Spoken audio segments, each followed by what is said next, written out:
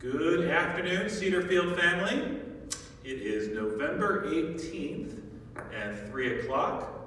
Thank you for tuning in this afternoon. Those of you that are here live, residents and team members. Those of you that are watching tonight, we appreciate you taking time away from your family, especially given the fact that we are in the midst of a holiday season here and taking time out to listen to information about Cedarfield. We are truly grateful. The format for today's live chat is as follows. I have some information to impart about our evolving preparedness plan. So you'll hear from yours truly here for about the next 15 minutes, followed by Sharon Brown has some words for housekeeping. David Stewart's here from Dining Services. Matt Dameron is here with some information for assisted living, Sunshine Plaza, and the Health Center, and has the honor of introducing a new team member to y'all. And then Trish will round out today's segment with some great news. So that's our format. Thank you for listening. First and foremost, since my father listens religiously and has been since March, listens to all these recordings on Cedarfield, mycedarfield.org. I just want to say happy birthday, Dad. It's my father's 78th birthday today. So if I could, Dad, I'd have 800 people singing happy birthday to you right now. But I'll call you tonight and give you a solo performance. So happy birthday, Dad. Secondly, just want to talk about the Cedarfield shared values. I usually keep this little piece to the end during these live chats, but I think it's really important to highlight this in the beginning because it serves as a backdrop to some information I'm going to share. One of our shared values is accountability, taking personal accountability for doing the next right thing. And so I want to highlight that. We've been talking about these Cedarfield shared values. It's actually a best practice for the county. All the other nursing homes and retirement communities and even churches have adopted this philosophy of having shared values. There's one particular value that we mentioned over the last 8 months, but today it's going to be really important that we not just read this particular value, but we dive a little deeper into it. And it's that self-accountability piece. So if you have your shared values, team members or residents, as you're listening to this, if you have your shared values on your coffee table, if you could pull that out, I would be grateful. And we can refer to that particular philosophy a little thread throughout the next 20 minutes. A little bit about our current situation. In the Commonwealth of Virginia, the state right now is at an 8.3% positivity rate. When you add in all the tests, not just the PPRs, we're at an 8.3% 7-day positivity rate. In Henrico County, we are at 5.8% 7-day positivity rate. Chesterfield has a 7.8, and the city of Richmond is at 4.9. So all of those numbers have increased. Probably no surprise to anybody listening. Those numbers have increased from this time last week, which is why the governor issued Executive Order 63 and 67 last week. Here, locally, I have good news. In the Health Center, our dashboard for the Health Center is completely green right now. We have 0 tests that are pending. We have 0 positive cases in the Health Center. We don't have any resident and or family member that we know of that is being contact traced, or team members that are contact traced up in the Health Center. As of this morning, we have 0 residents or team members in the health center that have any signs or symptoms of COVID-19. So all that's great news.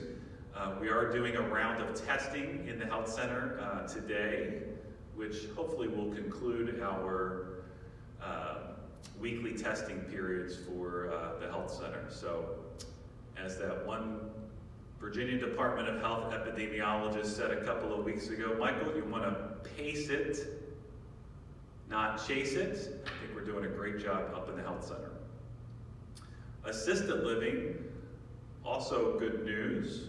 Right now we have 0 tests that are pending in assisted living. We have 0 COVID-19 positive cases. We don't have any evidence of any resident, team member, or families that are on any contact tracing list. And again, as of this morning, there are 0 residents and team members that have any signs and symptoms of COVID-19. We're also doing weekly testing. We did a round of weekly testing over the last 2 weeks in assisted living, and those residents and team members are experiencing hopefully a final round here in today, and hopefully all those results come back negative.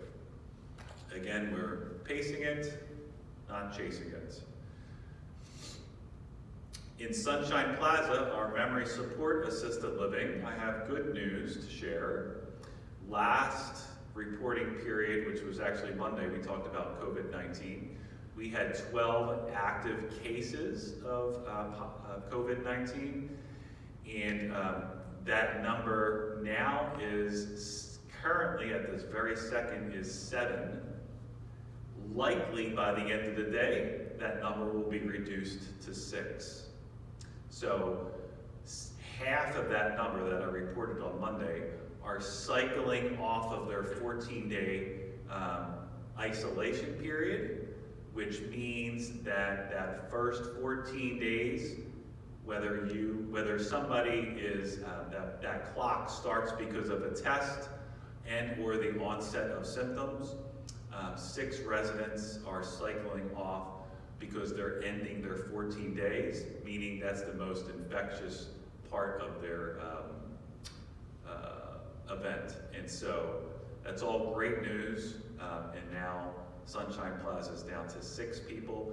Hopefully, keep everything crossed, those folks will cycle off by November 27th.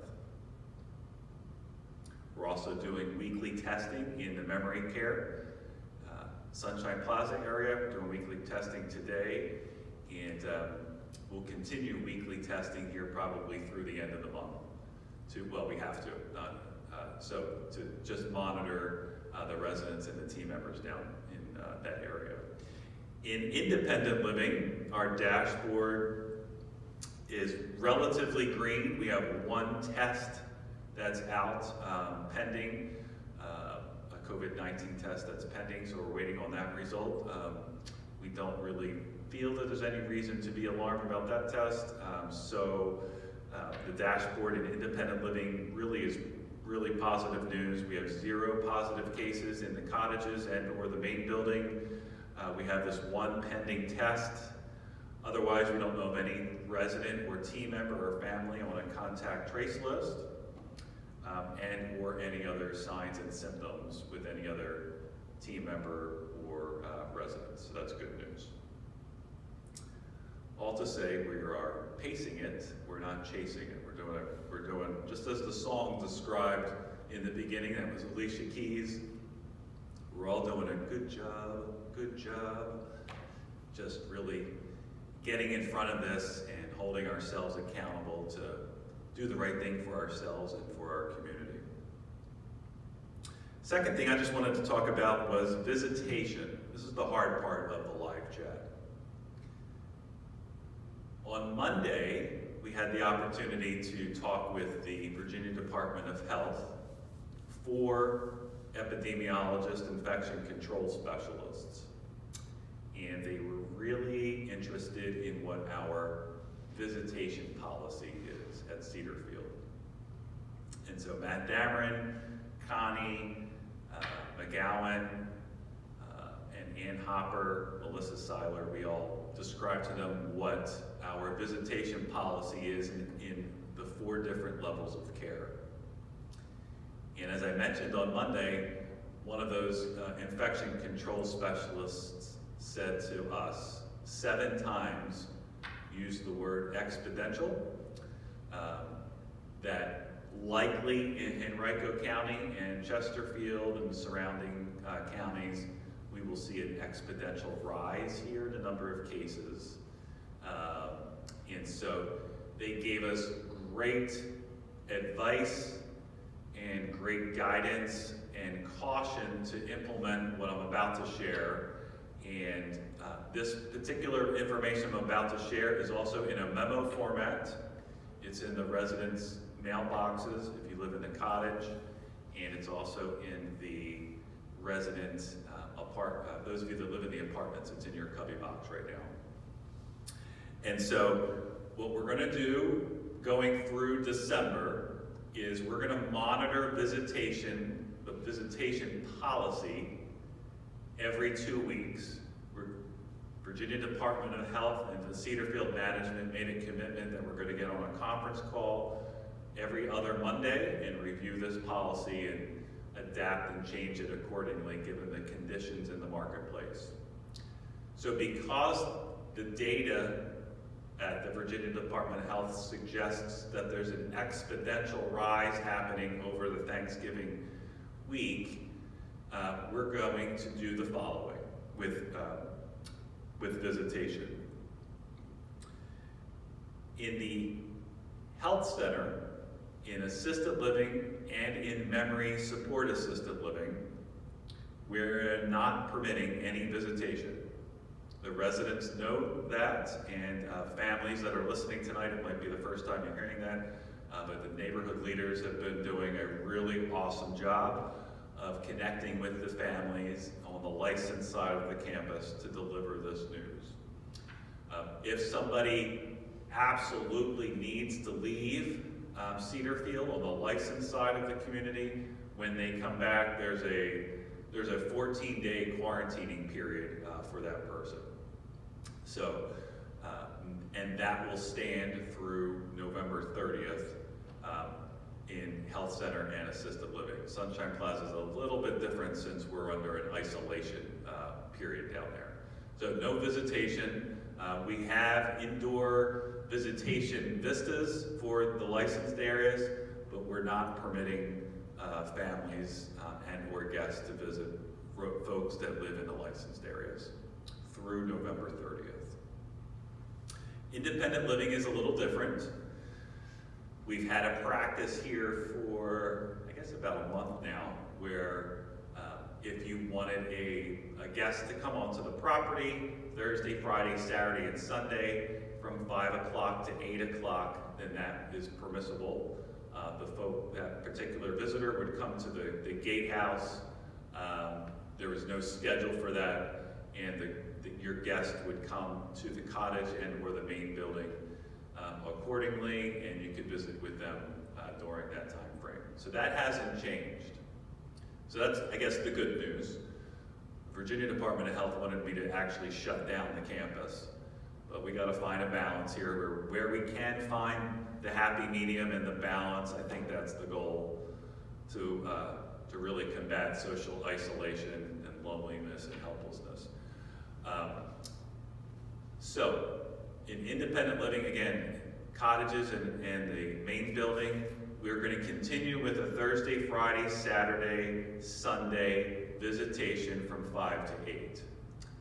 So the downside is, in this really important period of time here, Thanksgiving, these next 2 weeks, the Virginia Department of Health is urging not just retirement communities and assisted livings, nursing homes, they're really urging society in general to limit gatherings as much as possible. Hopefully you have heard that. And that holds true for Cedarfield now. Next week is a really critical week, the next 2 weeks, and so we are strongly suggesting to people that you limit your your visitation to at least 50% of what it normally is. And so for next week, if you want a family member or a guest to take part in that visitation policy, we're asking people to limit one visit throughout the week on Thursday, Friday, Saturday, and Sunday. If you would like to leave the community, you're certainly welcome to do that. Again, we just ask through this written communication, you read this memo and really take to heart your own accountability, kind of going back to our Cedarfield shared values, taking your own accountability into play and being extremely cautious and careful and trying to really limit the number of people that you're in front of over these next 2 weeks, especially next week.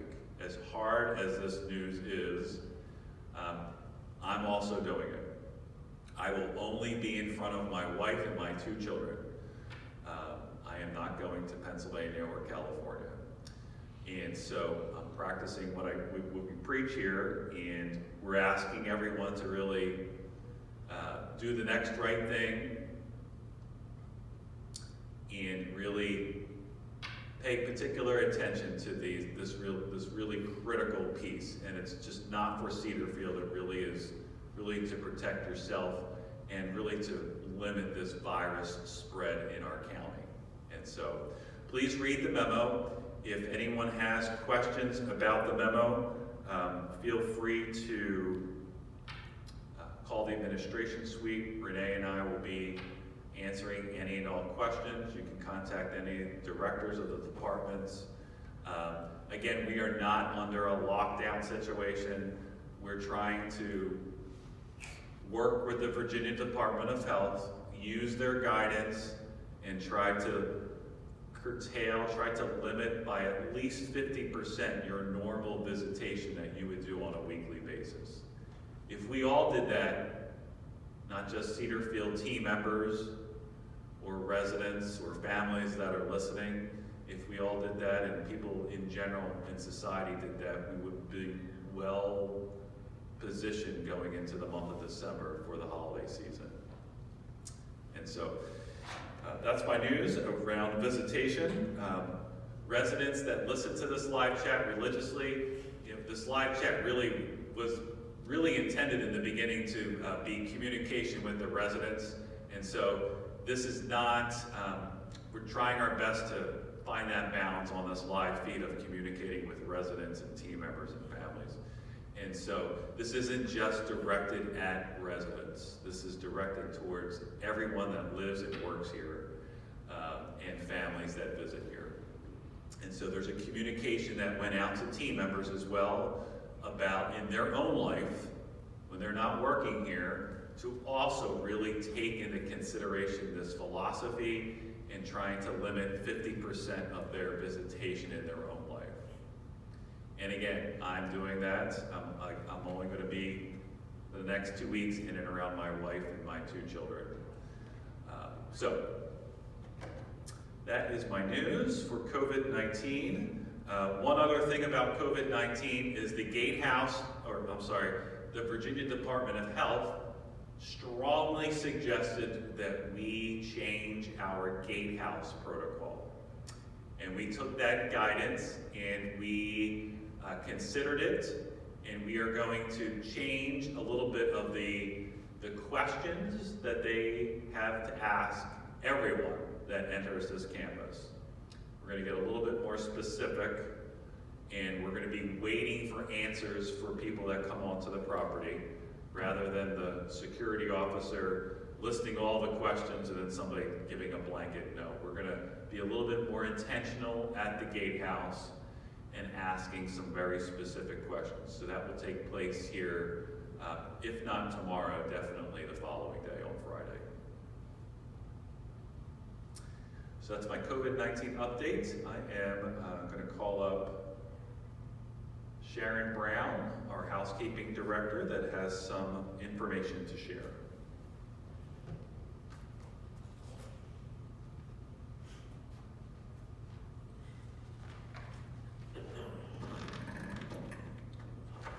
Good Some of you couldn't have your oven or your mash turned during the month of November because a lot of things are going on. So if you still interested in having these things done, please give Gloria a call at 474-8806 to place an order out. We're returning your call and giving you a date and a time to have these things done. Next Thursday is Thanksgiving Day. So you'd like to have your apartment or your cottage to have a makeup, please return your memo of the makeup in the housekeeping inbox so we can really get you on schedule, because we have a lot that have already turned the memos in, and I want to get everybody in to have a good cleaning for the holidays. So any question, feel free to call me anytime at 474-8817. Thank you, and David Stewart.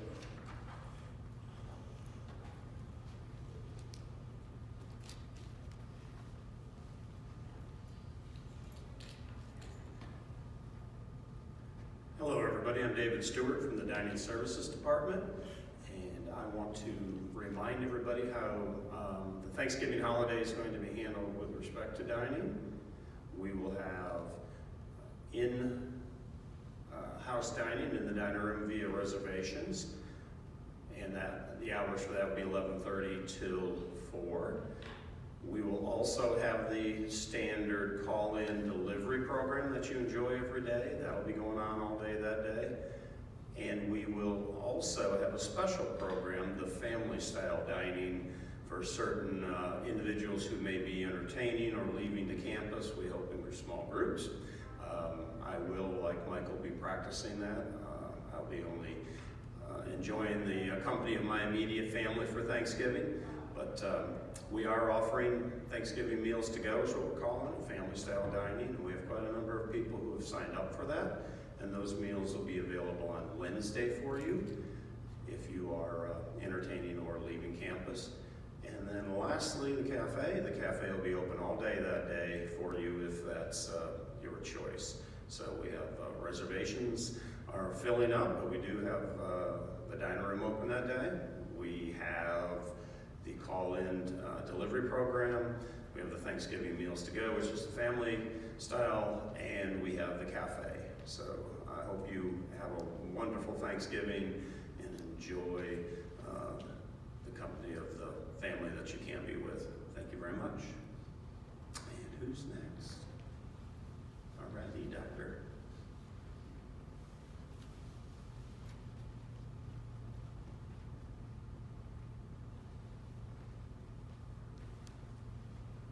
Hello, everyone. So I'm Dr. Shear. I'm the Assistant Medical Director, and I just wanted to kind of go over some of the questions that I've been getting the most when I'm calling families and talking to residents here. So one of the biggest ones is why we wouldn't just test everyone. Why would we go from a test-based strategy to a time-based strategy? I did touch on this before. It has to do with, the Virginia Department of Health recommendations and how the tests are run. You can have a person come back that shows that they have a negative test, but they just aren't infective yet. So they can actually be positive, but have a negative test. That being said, that's why we do weekly tests when there's active cases. So that's why in Sunshine Plaza, even though there's not very many symptoms, we are doing weekly tests. And as somebody from 1 week could be negative, the next week positive. There's also a reason why we don't. Another question I've been getting a lot of is why we wouldn't retest people that have become positive. And the reason for that is you can continue to turn the test positive for up to 3 months after getting the virus, but you're not in that shedding period where you can be infective for others after that 14-day point. So a lot of families and residents and loved ones are asking, you know, when can we breathe again? When do we know we're out of the woods with our family member that has become positive? And we're really looking for symptoms within that 14-day time frame. So after that 14 days, if they have not had symptoms or their symptoms have been very minimal, then the likelihood that they can then spread the virus is very minimal. So at that point, you know, even the health department is recommending that you go ahead and take people off of isolation. So that's why we're saying that 14-day time period is so critical. But the good news is that, you know, if your loved one has been positive and they're reaching that 14-day mark, then the good news is that they're probably not going to see further effect from the virus afterwards. So you can rest assured that, you know, at least the virus itself has run its course, and that we shouldn't see further symptoms after that. Now, you know, that being said, there's always later effects that happen just because, you know, our members can be frail. So so even a regular cold can affect them months later. That doesn't have to do with the active virus. Another question, back to the time versus test-based strategy, really it has to do with risk. So if I'm going with a test-based strategy, then somebody can get a false sense of security that they're able to be around other people and not have to worry about being infectious, and then go to events like weddings or Thanksgiving and end up having, you know, going from one patient to, you know, lots. And that's really where we're seeing most of the spread in Henrico County, has been what they call kind of super spreader events. So things like birthday parties, anniversaries, and weddings, which people have been putting off since March. So, you know, we felt like it, you know, a lot of people felt like it was okay to have those events, and that's why we're seeing the surge now. That being said, we do have, you know, a very important holiday coming up, and a lot of us do think of family and want to be together during this time. So I don't minimize the difficulty that this will cause. And I am very sympathetic, but I'm also very weary and very, you know, frightened that I don't want us to continue to have to be so restricted. And the way we get out of some of this restriction is for us not to have any further positive tests. We can continue to kind of work towards liberalizing visitations, but only if we don't have further positive tests and we're not, you know, at the point where we're there. I also want to encourage any of us that have, you know, shortness of breath, cough, if you're feeling under the weather, the body aches, as well as GI symptoms, so the nausea, the vomiting, diarrhea, or loss of taste or smell, anything that can be associated with COVID, please let us know so that we can get we are testing those individuals. So anybody symptomatic, we are still doing tests on. Independent living, as well as assisted living, memory care, and health care. So if you have any symptoms at all, please let us know so that we can order those tests, because we want to know, you know, while there's one person, not when there's 20. And how we get to that as we, you know, as we get the tests and we put people in isolation that become positive. I know this is very confusing. I've had to relearn a lot of different things and unlearn what I knew before. So again, this is a very fluid situation. This is a very fluid disease. We're learning more about it, and we still don't know quite a bit. So we don't know why one person, you know, ends up in the ICU and another person has no symptoms at all. There's theories out there, and I think 2 to 3 years from now, we will have much better explanation as to who's more at risk than others. But the reality is that the mortality rate in our community is going to be a lot higher than everywhere else. That being said, we need to be very, very careful in this area. So any further questions, concerns, or anything you'd like us to mention in the future, feel free to email and we can go over during this. Thank you very much. I believe Matt Dameron is next, or Mike.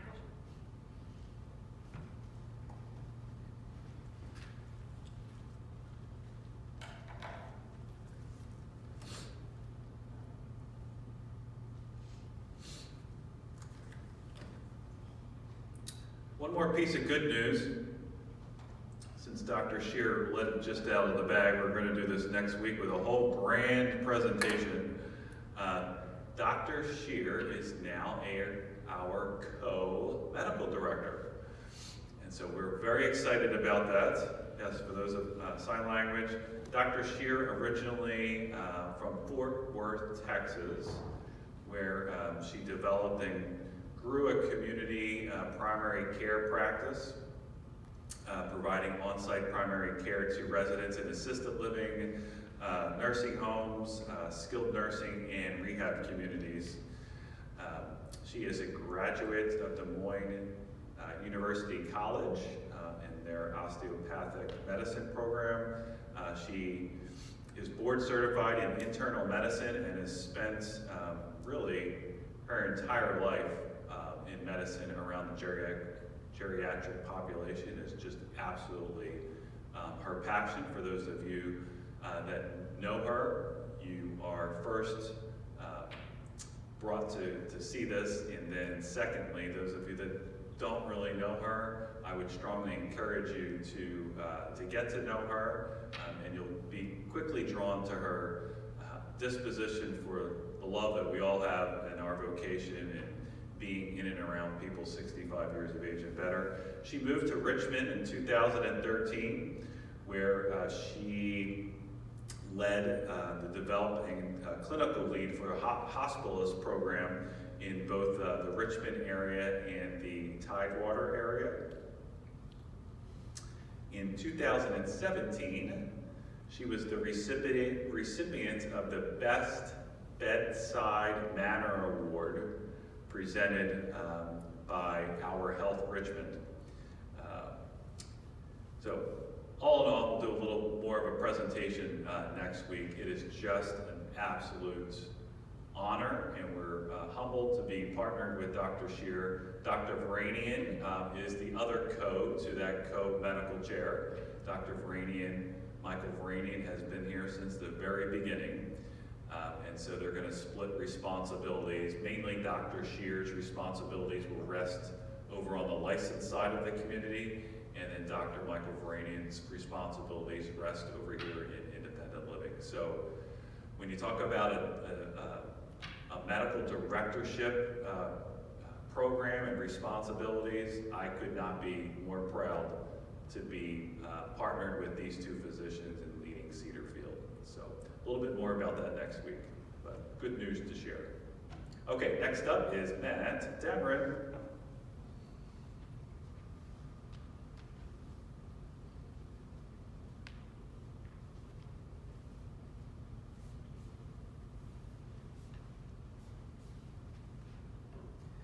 Good afternoon, everyone. My name is Matt Dameron, and I serve here at Cedar Field as the Associate Executive Director. Just a few updates from Health Services. First, I'd like to just piggyback for a second on what Michael was just discussing with Dr. Shear and Michael Varanian.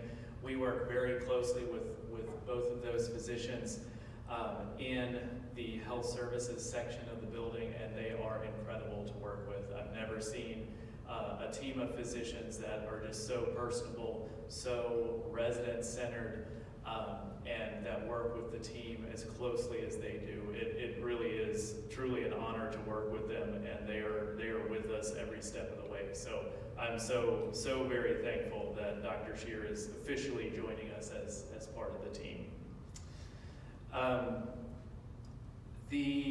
Let's see, so the team, as Michael was mentioning earlier, has been pretty busy today. They started last night and today with doing testing for all of our residents and team members on the 3 levels of Sunshine Plaza Assisted Living and the healthcare households. That will hopefully wrap up this evening. And we hope to get those results back here quickly. The team has been doing a good job of reaching out to families, and we will make sure that the memo that Michael was referencing that was going in the boxes today, we will make sure that all of our family members in in Sunshine Plaza Assisted Living and the 3 healthcare households receive those as well. So be expecting an email or a phone call from your neighborhood or household leadership team here either this evening or tomorrow morning, sharing that information with you. Let's see, last month I mentioned that we had been surveyed by the Department of Social Services in our assisted living and memory support areas of the building. That is an annual survey. Well, we are now preparing for our once every 2-year survey from the Virginia Department of Health in our healthcare households. That should be taking place. It's an unannounced survey, and I'm sure we will experience a very different survey than what we're used to with the COVID situation that's going on. But it typically happens in the month of December, so our healthcare leadership team is hard at work and preparing for that. So when our surveyors do come to the building, or maybe a virtual survey similar to the Department of Social Services survey that happened, we will be prepared. So hopefully when that happens, we'll be able to share the great results with you after that. The only other thing I have is a bit of good news. I mentioned last week or maybe the week before that we were going to add we would be welcoming our new South Household Leader and Social Services Mentor to our healthcare center. And CJ Adcock started with us on Monday. So I invited him here today to introduce himself so you can kind of put a face to the name. We're very happy to have him. He's going through orientation this week, but I'll let him introduce himself. Thank you.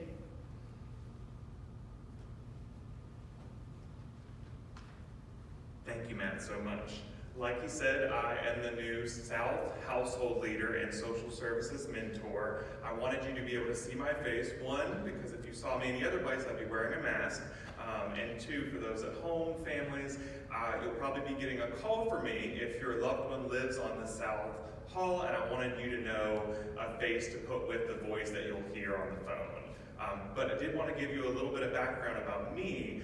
And so just to start, I grew up in Southern Virginia. For those who know South Hill, Virginia, or Emporia, Virginia, that's where I was born and raised and loved that area, but felt I wanted to be in a bigger city. So moved to Newport News, where I graduated from Christopher Newport University with a bachelor in social work, and then eventually moved to Richmond, needed an even bigger city, where I graduated with my master's in social work right down the road at VCU, Virginia Commonwealth University. So once graduating, I knew I wanted to be a social worker, be in that social services field, and for the last 4 years, I've been working at VCU MCV in the emergency department. But I found that while I love that job, I saw this position open, and a lot of the skills I learned there, I thought I could transfer very well to Cedarfield. So I'm excited and have loved, even though I've only been here 3 days, I've loved it so far. And for everyone I've met, I felt so welcomed. And so I'm so excited to meet everyone else, because this is a large community, but very closely knit and intact. And I'm just so excited to be working with everyone. So like I said, families and residents, if I haven't met you yet, I will come by soon or give you a call soon. So thank you everyone for letting me come today and letting me speak.